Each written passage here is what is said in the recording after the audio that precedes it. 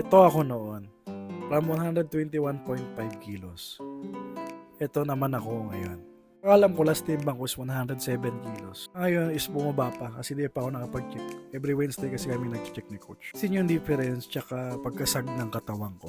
Kumbaga nakikita ko talaga yung resulta na ginagawa kong araw-araw na pag-workout. Ito nitong body check, meron pa akong trabahong gagawin. Itong troubleshooting ng computer. Anyway, shoutout pala sa iyo, Jansen. Maraming salamat sa wala. So may mga kaibigan pa rin ako lumalapit sa akin na nagpapagawa ng computer kahit hindi na ako masyadong active sa pag-repair.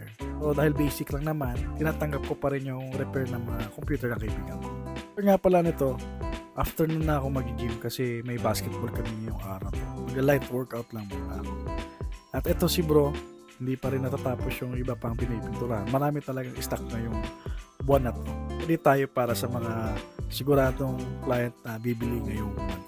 Para assemble na lang kami ng assemble ng unit pagka nag-down na yung mga client natin. Medyo mainit pala talaga gantong hapon pagka nag-gym tayo. Direct yung araw.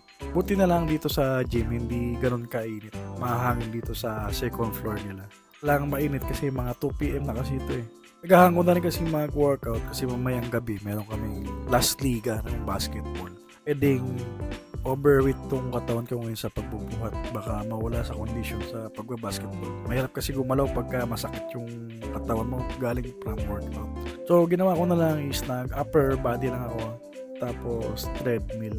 Nakatuwa lang mag-gym sa ganitong oras is wala talagang tao, parang ikaw lang gumagamit ng gym nila.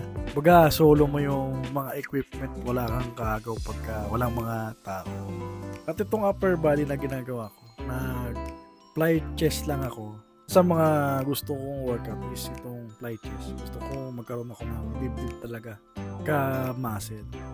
Tapos itong backlat, yung likod ko medyo syempre tabain tayo. Kaya kailangan natin matanggal yung mga taba sa likod. Ano itong rowing. Yan. Pero hindi ko min-knock-sweet kung ano lang yung kaya ng katawan ko. After ng mga workout, ito gabi na kasi. Warm up muna karami dito. Shoot muna and dribble para makapag-condition sa laro. Stars last game na magkakasama ulit kami at may uniform na. So nakaraan kasi hindi tayo nakasama, injured tayo.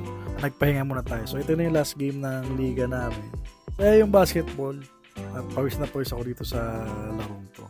Malaban ka talaga sa takbuhan pagdating sa basketball at mapipesa ka talaga. Ingat pa rin kasi mahirap na, may mga tao talagang gawin ang lahat para maka-score lang. Pero ako kasi ni-enjoy ko lang yung basketball, gusto ko lang pawisan. Ang importante, ni-enjoy mo lang yung laro at wala tayong nasasaktan. Tama ko pala sila Macy's doon maglaro ng basketball. Sila yung mga audience ko. Ayan, sila Tito tsaka si Insa. At trinit ko na lang sila sa McDo dahil sinamahan nila ako mag-basketball ngayong araw na to. Hindi ka pa nakapalaw dito sa page ko, baka ito na yung last content na makikita mo. At maraming salamat naman sa mga nakasubaybay at matagal na nakapalaw dito sa page ko. Hope na nagbigay inspiration itong mga content na ginagawa ko. It's na lang sa next daily vlog natin. Bye-bye!